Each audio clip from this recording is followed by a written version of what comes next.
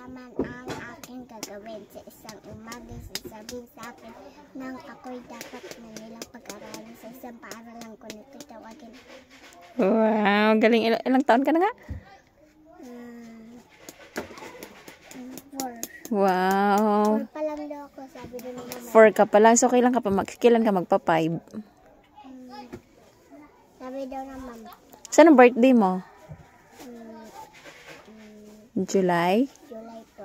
Wow, 2000? 2008. Wow, very good. So, 4 years old ka pa lang.